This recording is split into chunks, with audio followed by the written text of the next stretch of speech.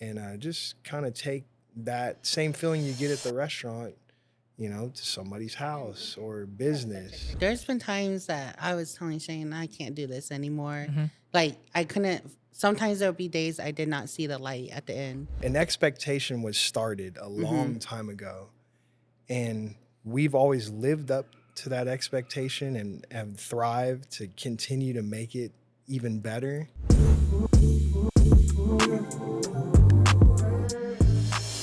I know you guys are a little nervous coming on, but I really appreciate you guys coming on. No, No, it's like okay. for real, because I started it, and then I had like a bunch of barbers come on, a couple other guys who I knew were like into social media and marketing and stuff like that. For sure. But the reason why I wanted to get Kobe's on was because I've noticed recently you guys have been working a lot when it comes to like you guys' marketing. Yes. And how you guys wanted to look, especially on social media. For sure. So I was like, man, I need to get them on because I kind of want to get the gist of like what Kobe's is now, because I don't think it was like this a few years ago or however many years ago it was before you guys, from what I've understood, it is like took over. You know what I mean? So first I wanted to like start it off with this because like a lot of people, including myself, didn't know that you guys weren't the original people who opened it, correct? No, we weren't. Yeah. So like, how did you guys come about? How did you guys find Kobe's, first of all? And I know it was a while back, but I'm interested. I mean, we rewind back to this story all the time. Yeah. I mean, it originated here in Wichita in 1980 in Park Lane Shopping Center. And then I'm not 100% sure when they moved over to Carriage Parkway, Central and Edgemore, but that is the original location that Lisa and I worked at. In the Carriage Parkway one. Yeah, Okay. in the Carriage Parkway location. And how many years ago was that? Or when was that? I started in 2003. I started in 06. 06. And like when you guys started working there, you guys didn't know each other. No. He worked there first, and then I was working at Sal's at the time. Do you remember that one? I think so. It was like on Kellogg. It was another hibachi steakhouse. I do remember that. Yeah, and I met him through a party from mutual chefs knowing each other. And then he moved. Well, am I jumping too far? He moved in 06, and then I started at Carriage Parkway in 06. Okay, cool. And that's where you guys actually started like seeing each other a little bit more often? Well, we had met the summer after high school. In 05. In 05. Okay. Yeah. Had our little fling. Yeah. Started dating, and then basically He broke up with me. Okay. That's funny. Yeah. That's funny. Young and dumb, but if it's true love, it'll come back. Yeah, so, it came back. Yeah. He moved to St. Louis. So I was in Wichita. And then my friend was working there, and he was like, they're hiring. I was like, well, I guess he's in St. Louis. I guess I can work there. Yeah, so I started as a server. Okay. And what did you start doing when you were working over there? A busboy. You're a busboy. Yep. So you started from like the beginning, from the bottom, huh? From the bottom. Damn. Yeah. So one of my best friends still to this day, Travis Hatfield, he owns Douglas Social. Oh, okay, cool, yeah. And he was like, man, I got this place that it's fun, man. Like let's go work together. And I was like, all right, cool. Yeah. Like let's do it. And you just started bussing. And yeah, bussing tables. One of the original managers over there hired me, and back then it was very, very traditional. Yeah.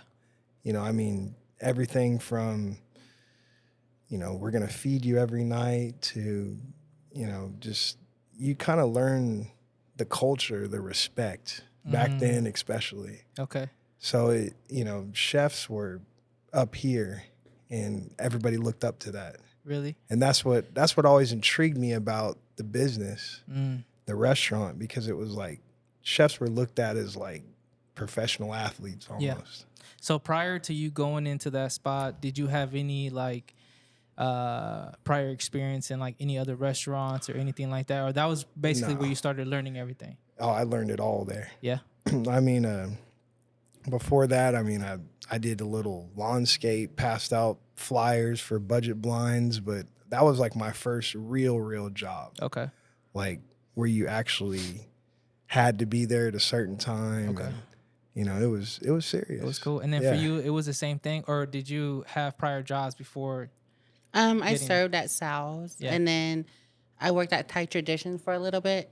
And then I didn't really like the traditional serving of Thai Tradition. I was so used to the hibachi. So that's what intrigued me to go to Kobe. Oh, okay. Yeah. So that's why I started at Kobe Steakhouse. Man, so for those people listening that probably got the same question as me in my head, what's the difference? It's like hibachi steakhouse. So a lot of customers don't think like servers like don't do that much because the chefs do it all. It's actually you're handling 2 to 3 tables with 10 tops, and it's like really fast paced. You know, I just like the speed of everything. And then traditional, it was just kind of too slow for me. Okay. But I don't know, it was just different. You know, I was just so used to the fast pace. Yeah. And dealing with more people. Yeah. I'm assuming probably better tips. Just the atmosphere too. Yeah. Like, Yeah. you know, the cool thing about Kobe is sometimes like you're working in a restaurant, but sometimes you don't even feel like that because there's a lot of excitement. Yeah. You know, the pace is so quick. Yeah. Damn. You know, it's like a whole nother level. No, I see it when I'm in there, bro. Yeah. Like when I've gone a few times, like I've only met, I barely started knowing you guys here recently. Yeah. You know, and then I think it was had to have been sometime early last year when I went to Kobe's when I think it was Wynn introduced us. Yeah. And the hospitality was crazy. You know what I mean? I left there, I had so much fun. I ate, I tried your Shane sauce. And I left there, and I told Tiffany as soon as we got in the car, I was like, man, this is crazy. I was like, this is, like, I know a little bit about business, and I noticed how quickly you guys were able to make us feel part of you guys' community. Like that. Yeah. I mean, just by the way you guys were moving and the way you guys were speaking, and helped out the whole table. You know what I mean? That, you know, that traditionally is why everyone has always enjoyed that restaurant. Yeah. Because when you go there, you know, a lot of people go for special events, but a lot of people just go just to have a good meal.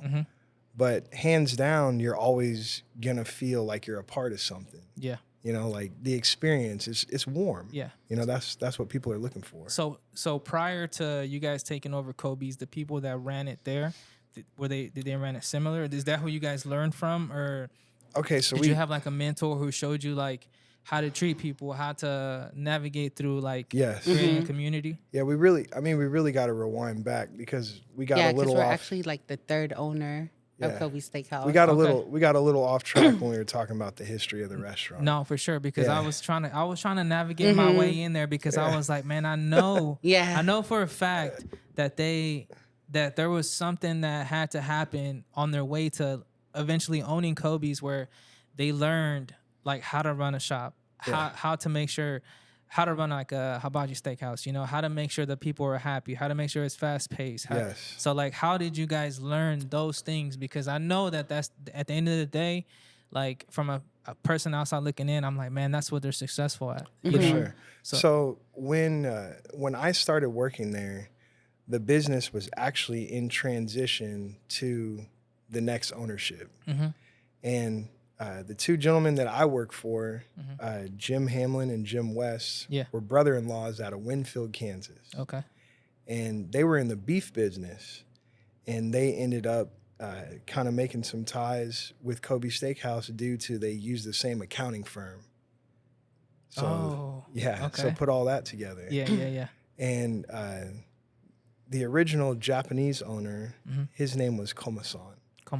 And he opened 3 locations. His first one was Wichita.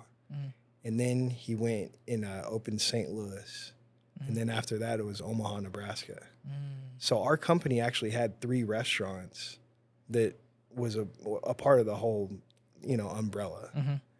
So then we worked for the gyms for 20 years. I did. Yeah. I mean, if you start, 03? Yeah. Yeah, 06, so about 20 years. Yeah. And basically just we learned from them. Yeah. And they put us on the best path that we could ever ask for. Really? Were they They were basically our mentors. Really? Yeah. 100%. 100%. Yeah. what are some things that, looking back at it now, what are some things that the most valuable things, some of the things, the most valuable things that you guys learned from them? Paying attention to small detail. Yeah. You know, one time I was serving in St. Louis, and there was like one little piece of shrimp on the floor. He's like, "Are you not gonna like? You don't see that? That's like my money on the floor." What? Trying to say like the presentation of the restaurant has to look perfect, like nice, clean. You know, he always taught us to have a clean restaurant. It's really important. You know, customer service, like, you know. Invest back into your Yeah. business. Okay. Don't run the place down. Take care of it. Take care of it like it's your home. You really got to take care of it better than your home, because that's how you make money. Yeah. So because there's so many people coming in and out all the time. So just paying attention to detail, learning how to make people come together and work together. Yeah. We were never about division. I will say, back to my original kind of statement, chefs were up here and they were like, we need to get everybody at this level. Okay. It doesn't just need to be where you look up to the chefs. Like when I started, the chefs would cook food and only chefs could eat it. It would be like a whole spread, and servers, bussers could not even look at it. Yeah, but now, we made it even where the chefs cook food, then anyone can eat. Yeah, we're a team. Okay. Welcomes everybody. Oh, okay. Okay. And I'm glad you guys brought up the chefs, because I think one of your guys' main attractions at Kobe's is for sure the chefs. Oh, yeah. You know what I'm saying? The chefs are, they're very funny. They're very good at what they do. You know what I'm saying? They get in there and they get down. And so at one point, were you ever a chef? Oh, yeah. For sure. Yeah. Let's see, I was 19 when I started cooking. Oh, really? So summer right after high school. And when I was a busboy, I was like, I'm going to do this someday. Like, hands down. Like, this is the coolest thing I've ever seen. Everybody that knows me in high school knows that I took utensils home. I was beating on tables. He would bring those foldable white tables home and just bang on it. I was like, oh my God. Not just bang on it. I would bang it out. I would, make sure that as soon as I learned how to cook, I was already going to have a full-blown show. Okay. Like I was. So it wasn't just about the food to you. It was more about the experience for your people that was sitting in front of you. To me, it was more about the entertainment. The food, I was like, okay, I'll learn how to cook. Later on, I fell in love with the food part of it, but I wanted to entertain people. Okay. Like, I wanted to throw down. Yeah. That was my deal. Throw some knives up in there or something, huh? And at some point, I would do it all. Yeah. Anything I could get my hands on, I was flipping, throwing. Yeah. Making it happen. Man, that's crazy. So, now that you guys got Kobe's, and fast forward to where you guys are at now, and all the things you guys learned from your guys' mentors, and business is rolling, you know what I'm saying? So, how long has it been since you guys have had actual ownership of the company? A little over 2 years now. We took over September 2022. September 2022. Damn, that's crazy. Yeah.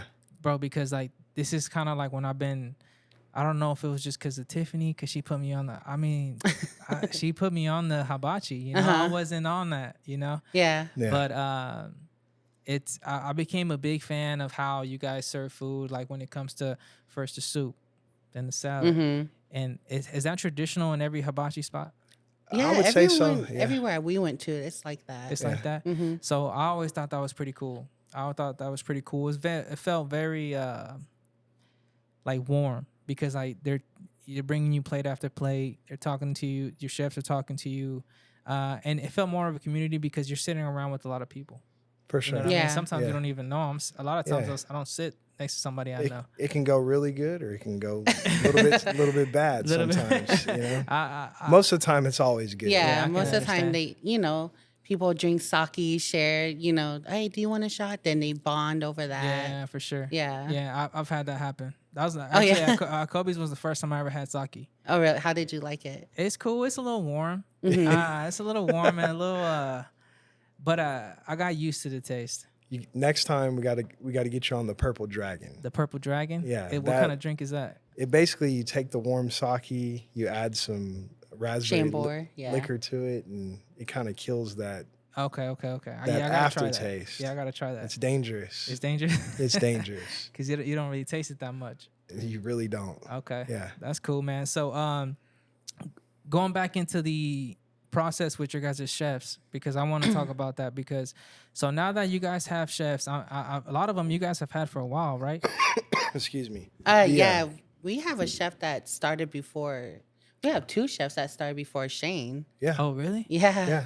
Noy and Fred. Noy actually trained me to cook. No way. Yeah. Yeah. Wait, Noy. Noy Is he is the tall Tall. one? Yeah, Yeah. tall one. okay. They're both both are tall. Yeah. Damn, that's crazy. Excuse me. Yeah. And they stuck with the company this long. Yeah. Yeah. Fred Cool. started in '98 in Omaha, Nebraska. Yeah. Dang, that's a long time. Yeah. Mhm. Yeah. We're family. Damn, that's what's up, man. Yeah. I definitely know who those guys are. I've seen them in there. I've actually had both of them as a chef before, Yeah. which is cool, man. So now, like, when you guys, I've recently gone in there and I've seen some new chef, like a couple chefs that I haven't seen before. Do you guys usually train those guys up, or do they come from another spot? They already know what they're doing, or how does that usually go? I mean, Or We both? usually train in house. Train in house. Yeah. Okay, cool. we've learned that in-house is where it's at. Okay, because they kind of it's easier for you guys to mold them how you guys want. That Exactly. and they know our expectations. Okay, Yeah. cool. Customer service. Customer service is really important to us. Yeah. So Being inside of your guys' business and on a busy day, and so at some point I'm assuming that you've been in there managing, right? When it's busy. Did you, when you were working and from a server, how long did it take for you to work up to being a manager, managing a whole space like that? So I started in '06 in Carriage Parkway, but then then he was living in St. Louis already. I moved in to St. Louis, sorry, and became the head server. And then the owner saw my potential, like, cause I just loved like managing, you know. And then we were moving back, Directing people. Directing people. not being bossy, but just helping people. Go ahead. I'm just looking at questions. Go ahead. Oh no, you're good. Uh-huh. And then we moved back in Wichita to be closer to family in '08. Yeah. So when we moved back, he was transitioning the Carriage Parkway to 21st and Mays. Have you ever been to that location? Actually, 21st and Mays started, and then Carriage Parkway moved to Derby. Okay. Yeah. Yeah. And then, well, when they opened that one up, they gave me an opportunity to manage that restaurant. Yeah. Shane and I. Yeah. So that's when I became a manager. Okay. Yeah. And so when you guys started learning to manage, like, was that a learning experience for both of you Oh, guys? yeah. Oh man. Yeah. Yeah.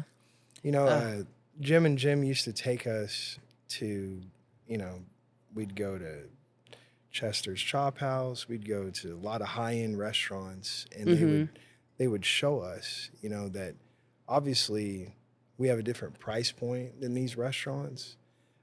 We spent a lot of time over the Scotch and Sirloin. Okay. Just learning how to treat customers. How to show them a fine dining experience. Okay. Obviously the food and price point's a little different, but we're trying to relate to that fine dining experience. Fine dining experience. No, I can definitely see that. Yeah. I can definitely feel it when I go in there. Yeah. Yeah, and it's cool because it's like that, but it's also very family oriented, and so you guys got the best of both worlds. For there. sure. You know what I mean. So going into a question that I had written down that I was very curious about, and I know a lot of entrepreneurs are going to be wondering, like the decision for you guys to take over and start running Kobe's and stuff like that. Was that how important was it for you guys to believe in, like, man, we can do this, and actually jump and make that decision? I never stopped believing. I could kind of read the room. I knew that the previous ownership was getting a little older, and they could have kept going. I mean, they're very, very active still to this day. Like they could have rode it out forever. But I knew that eventually we would probably get the opportunity. Well, and no matter what, we always had a goal. Like by the time we're 40, if we're not owning this, then, we're going to be doing something, like, but we never we didn't want that route because Kobe was our baby. We ran the restaurant, we built it up. Like, now, why would you ever go compete against something that you put so much time and effort into? Yeah, for sure. Yeah. And I think for sometimes, like, as entrepreneurs, like, a lot of people listen to the podcast, or people that I've known and people that I know to this day that are thinking about maybe opening a business, whether it be a restaurant or any coffee shop, any type of business.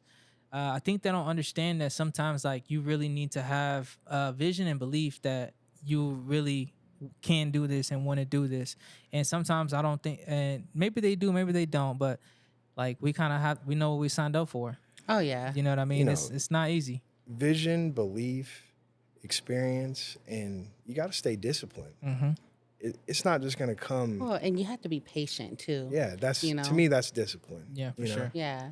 There's a lot of people, and I'm not knocking it, like, you want to do this, that's good, but you got to work hard and grind and do it. You can't say, I want to open a restaurant, and then tomorrow you're opening a restaurant. You have to grind and learn. We were lucky enough that the previous owners taught us a lot throughout the years, And they would give us little hints that it's possible too. Okay. Preparing us for the time. Never said, hey, this is what I'm gonna give you. Just giving you guys hints. Yeah. But basically just It kept that fire lit, probably hearing that. 100%. For sure. Yeah. Man, that's crazy because to me, entrepreneurship is I love it. Everything about it. That's why I started the podcast. That's why I like having these conversations. For sure. And kind of learning and understanding that it's not easy, and it's not easy at all. And to this day, it's not easy. You know, before you started the podcast, said something happened at the location today, and it's just like, it's an everyday thing, and it's an everyday grind. You know what I mean? For sure. And now that you guys are working and the business is flowing, and you guys got employees rolling, you guys got food coming in, you guys got everything going on now, man. How important, like you said, discipline, how important is it for you guys to stay mentally locked in on what you guys are doing on a day-to-day basis? Because are you guys open 7 days a week? 7 days a week. 7 days a week. Do you guys ever stop and think, like, man, like, I know Tiffany, she works 7 days a week as well, and I own the barbershop. We're open basically 6-7 days a week sometimes. But sometimes I gotta stop and think, like, man, okay, I need to lock in. Like, despite how I may feel that day, tired or not, like, do you guys still to this day, like, okay, do you guys flip a switch when you guys need to? You know what I mean? It's just something that, for me, no matter what I'm doing, it's always right here in my mind of what's going on, what I need to get done. And it's just, it never stops. But I will say that there's times that you have to collect yourself and say, hey, how am I going to keep this going at this pace? And sometimes you got to kind of reset. You might take a couple of days off, you might go out of town, this, that, and so forth. But to me, that always helped me by stepping a little bit away, always made me that much stronger when I come back. Yes. Because you come back refueled. Yeah. And we're fortunate we have a good management team. For sure. Great management team. We're really blessed. And that didn't happen overnight. No. How to build that up. Oh, man. Yeah. No, trust me, I know. Oh, yeah. How to build that up, and it takes years. You know what I'm saying? It takes years to figure it out. A lot of trial and error. I just don't think that some people tell me, like, I got the blueprint to do this, to do that. Bro, there's no blueprint. You can't blueprint people. You know what I'm saying? So it's just like, you're gonna go in, you're gonna figure out what works. This person works, this person doesn't, and just go roll with the punches and keep figuring it out. For sure. You know what I mean? Go ahead. I can't tell you how many people that thought they had what it took. Yeah. And you got to stay focused. Yeah, stay focused. Yeah. It's not easy running them a shop like, especially a hibachi's place like you guys. It's not. How many people can you guys fit in there? Oh, man. Customer-wise? Customer-wise, like, at your guys' tables, like, because that was a question I had. I didn't know how many people you guys can fit at a table at once. So each table is set for 9 guests. Okay. Then you can, I would say 10 comfortably with being a party itself. 11 is pushing it, but I don't. We try not to do 11. If you're willing to be that uncomfortable, then we will allow you to bring one more person in. But I would say that's max. That's okay. Yeah. That's pushing it. And so how many tables are there? 12. 12 tables, and you have minimum, 9 people? Yeah, 9. Yeah. Damn. What's that got to be, like 60? I mean, I'll just give you the rundown. Monday through Thursday, we're always aiming to do at least, 200 customers. Dang. Fridays, we're doing anywhere from 400 to 450. On Fridays? On Fridays. On one day? Saturdays, we're aiming for anywhere from 450 to 500 to 550. Dang. And all this just depends on basically the hours that you open. Mm-hmm. We're open a lot earlier now than we used to. What time do you guys open now? Monday through Thursdays, 5 o'clock. Friday is 4:30. Saturday, 3:30, and Sunday is 3:30. But now we've got to the point now. A lot of people like to eat early. If we book up at 3:30 on Saturday, then we open 30-minute increments we'll early. Earlier? Yeah, so like we open at 3:30. That's booked. Everything's booked. Then we open at 3, and if that's booked, then we open at 2:30. Okay. Yeah, but the staff is really like understanding. Okay. Yeah, so it's become like a challenge to them. Yeah. They want to see what they're capable of. But it's a very fine line because you got to give people their time. You gotta respect that they're coming out for a special event. So really being able to take those hours and expand them is where we've been able to really make things happen. Man. So that's a lot of people, bro. Yeah, that's a lot of people throughout the week. And so for most part, you guys work through appointments most of the time? Yeah. We recommend reservations.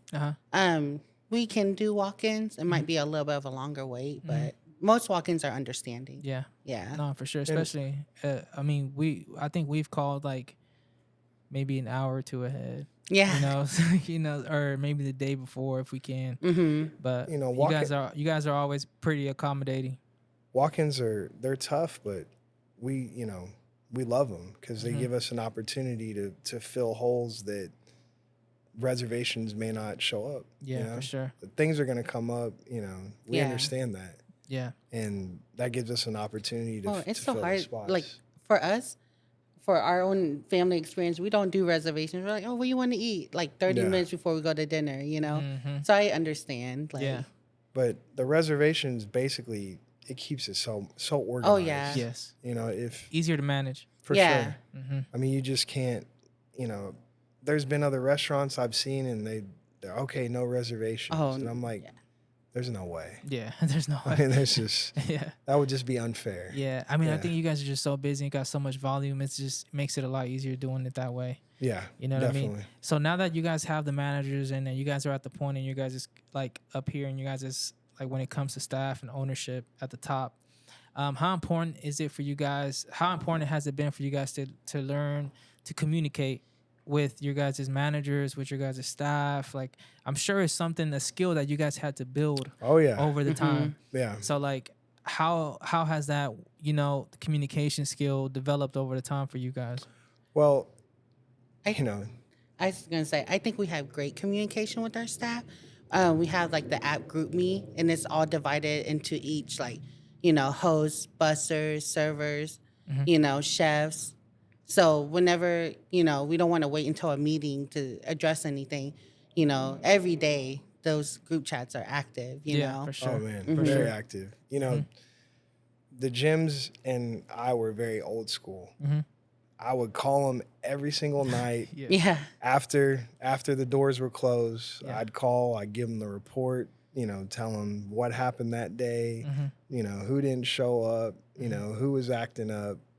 It was much different. Now technology makes it easier. It's really cool. Yeah. Because this generation, they communicate better that way, actually. Yeah, for sure. Yeah. Yeah, sometimes you call them, they won't answer. Yeah. They get it on Do Not Disturb. Or they think we're calling them in. Yeah, Do Not Disturb. For me to go, physically tell someone something, they don't grasp it as much as they do when they read it off their phone. Okay. Yeah, it's for wild. Sure. Yeah, it's kind of crazy. Yeah. No, I agree with that. You know what I'm saying? So it's something that I had to learn to send this text Yeah. at this time. You know what I'm saying? So it makes sense Exactly. over the time. Yeah. So we also hold meetings with our management team.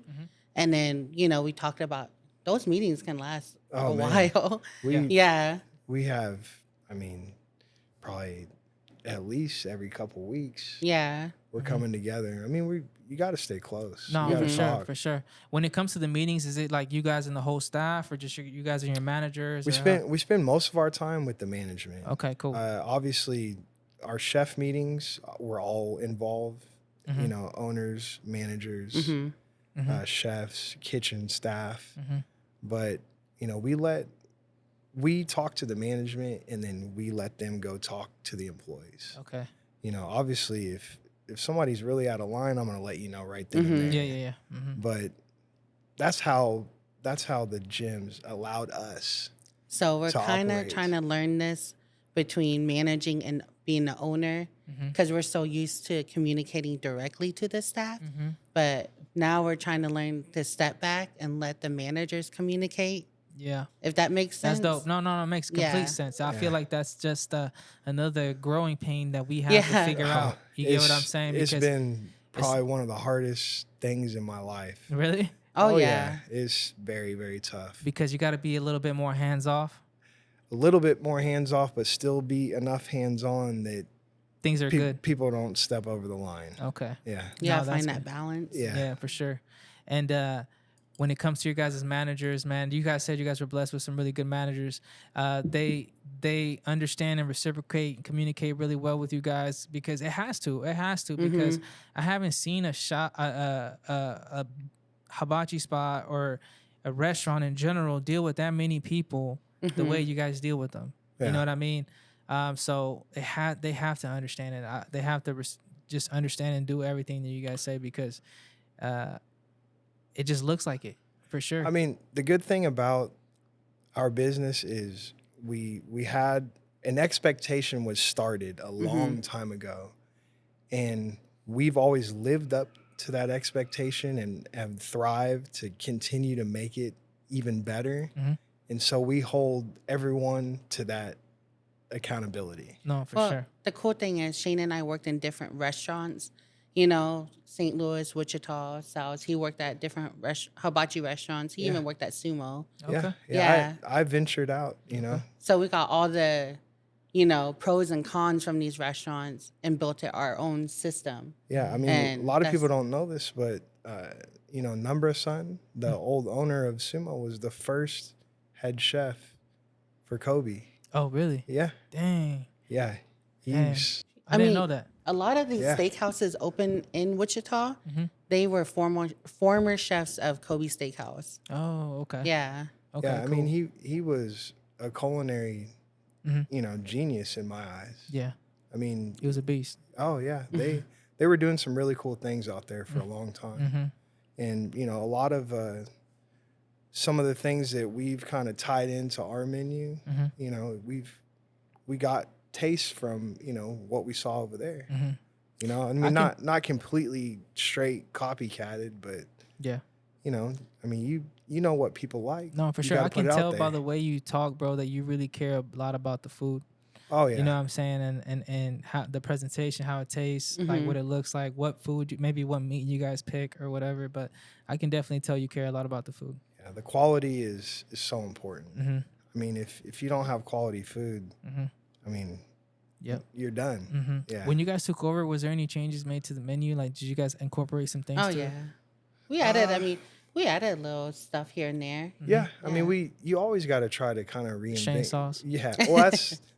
I was gonna ask you, bro. That's one of my questions on there, man. What's in that Shane sauce, man? Love. If you only knew. Yeah, damn, that's bro. a secret. It's this, bro. That's a crazy. Krabby Patty secret. Yeah. Cole, you never been over there, huh? Kobe's, you been there? But you ever had the Shane sauce? I don't know, probably not then. Bro, you gotta ask for it. Bro, Yeah. the Shane sauce is crazy. Yeah, that's like a secret menu item, Really? Man, well, it ain't secret no more. I know. But Yeah, dude, it's every definitely it's got out there. Yeah. Yeah. I definitely make sure to ask for it when I get there. Yeah. You know what I'm saying? I need the Shane sauce. Like, Well, back then we would make it like, small upon request. It became so popular now. We had to make it like in bulk now. In bulk, Oh, yeah. Really? Yeah, for sure.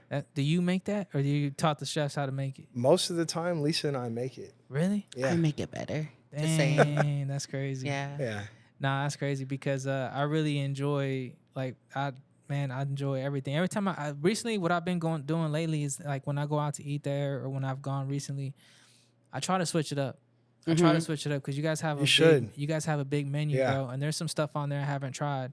And last time I went in there, Tiffany got some fish and I tried the fish. I was like, this is crazy. You know? We did add a new item like last month. It's called a samurai, and it's 2 fillets, jumbo shrimp. It's like a big old plate. So if you're hungry, yeah. See, I can eat now, so we might have to pull up because my teeth don't hurt no more, so I can go over there. The new jumbo shrimp. Oh, that's a hit. Is it hit? Is really good. Really? Yeah. They look like lobster tails. That's how big it is. They're really that big? Oh man, they're good. Really? Yeah. Man, so when you guys go out to look for these new menu items, you guys go out. How do you guys go about finding like the jumbo shrimp or doing certain what's cool things? is our team has so much experience. Our head chef Cliff, he was working up in Michigan and Tennessee, and I ventured out, worked in St. Louis, and so I mean there's so much history there that we know certain things are gonna be good, because hey, back when I used to work at this restaurant, this was a really good seller. So we're like, all right, let's try it out. Yeah.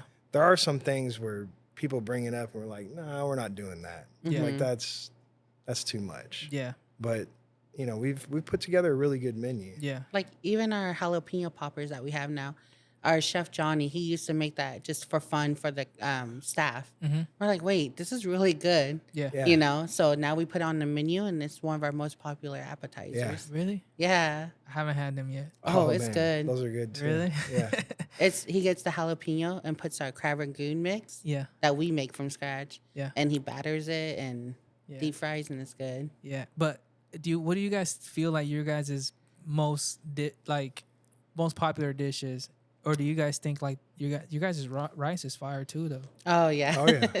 Everybody loves fried rice. Yeah, everybody loves fried rice. What do you guys when you guys go up and look at your guys' numbers, like what's the main thing a lot of people get? House special. House special, that's filet, chicken, and shrimp. So a little bit of everything. Filet, chicken, and shrimp. Yeah. House special. I haven't had that. Oh yeah, that's one of our most popular ones. Okay. I always get the steak, you guys' filet with the shrimp and lobster. Okay. Yeah, every time. And volcano. You know what you should do? You and Tiffany, we have a what's the dinner for 2? My mind went blank. Oh, the Shogun. Shogun. Really? So each person gets their own filet, lobster, and then each person gets to choose shrimp or scallops. Oh, really? Yeah. Scallops are really good too. Have you tried it? Actually, I did try the scallops last time. I never tried scallops until Tiffany was like, "Hey, try the scallops." Dude, she's putting you on, huh? No, what's crazy is like she's such a good eater, bro. Like there's some people that are picky. She is not. She's gonna eat whatever, everything. Oh yeah. So she's definitely put me on game. You know what I mean? My personal favorite is dynamite calamari. Dynamite calamari. Yeah, they put the jalapenos and chili paste.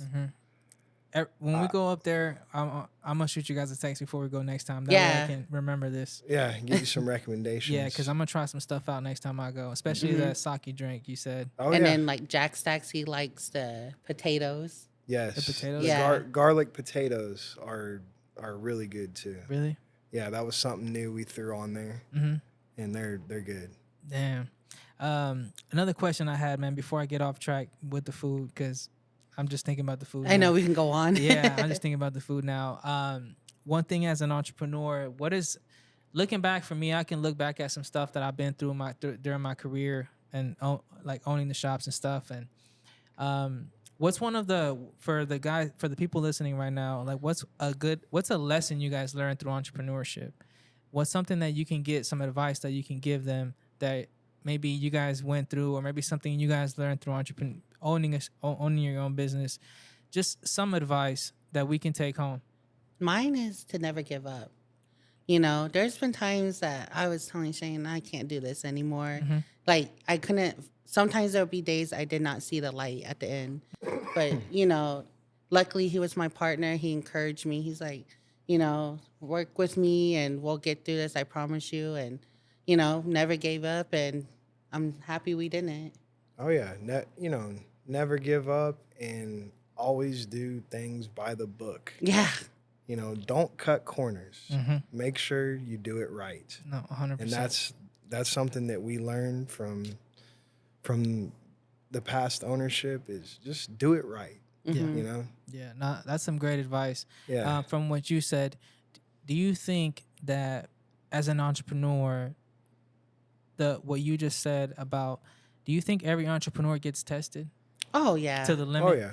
to see if they really want it? For sure. Yeah. You know, sometimes it could feel routine, you know, that I just felt like I was just, you know, stagnant, just doing this. And, you know, well, I'm just a manager. Like, I'm managing what can I do that's higher? You know, I always, when I was a server, I wanted to be head server. When I was a head server, I wanted to be assistant manager. Like, I always wanted to grow.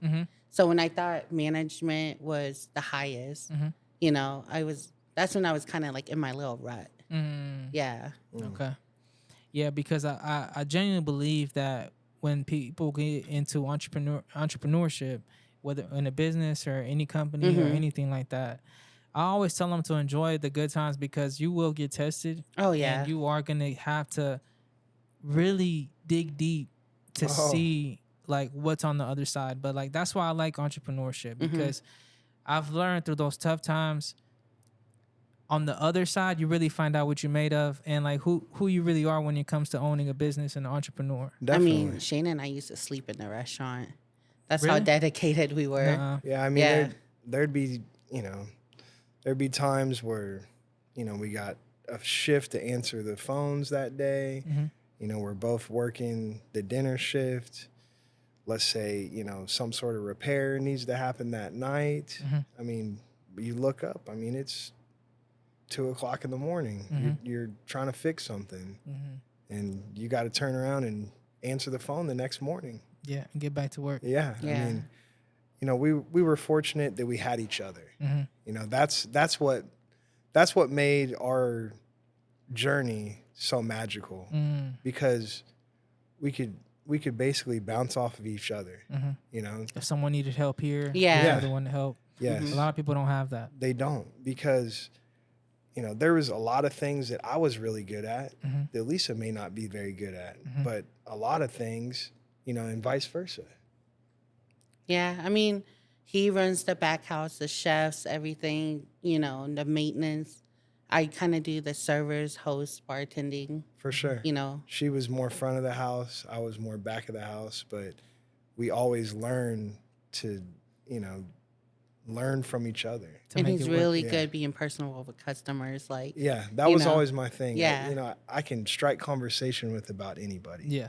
You know, anybody out there, we can find something to talk about. Yeah, for sure. And that was a really cool tool that I had that helped make our customers really feel good when they came to the restaurant. You know? Yeah, for sure. So like now that you guys have learned all these things and you feel this way about Kobe's and you guys are where you want to be when it comes to like running Kobe's. A question that we've always had is a question a lot of people probably ask you guys, like what's in it for the future? You know, like have you guys thought about like maybe another location, or have you guys thought about like maybe, I know you guys do caterings now. Like what are some things that people can look forward to? it's funny. That's our most popular question. Yeah, second location. Yeah. I mean, you know, we're not saying no, but right now our son, he's 6 and we don't want to take that time away from him. This is the first time that we had some, you know, little freedom for family time. You know, Shane's the assistant baseball coach on his team. Yeah. You know, that could never happen if we. You guys get another one. And, you know, we're just enjoying Where you guys watching what's being built, you know, making what we currently have stronger and stronger every day. For sure. You know, because before, when we had the 3 restaurants, you know, I was doing a lot of traveling and my focus was in a lot of different directions. Mm-hmm. You know, now I have time to focus on just Wichita. No, for sure. And I feel like you guys enjoy doing the caterings as well. Oh, yeah. That's been a lot of fun. Yeah. It's a great way to, you know, get out, you know, into the community and just kind of take that same feeling you get at the restaurant, you know, to somebody's house or business. We have such a great team. We don't want to, you know, split that up too. Yeah. You know, second location means, you know, you double got, everything. Yeah. Yeah. Yeah. You got to split the team up. Yep. And But I mean, like I said, it's not a no.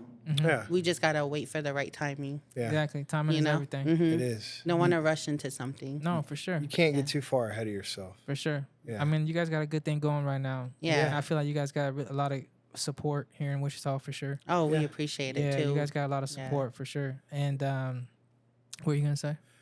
We're always, you know, looking at opportunities. For sure. But it's got to feel right. Yep. It's got to make sense. For sure. Yeah. 100%. Well, I really appreciate you guys coming on. Yeah. If you guys noticed, it wasn't that bad.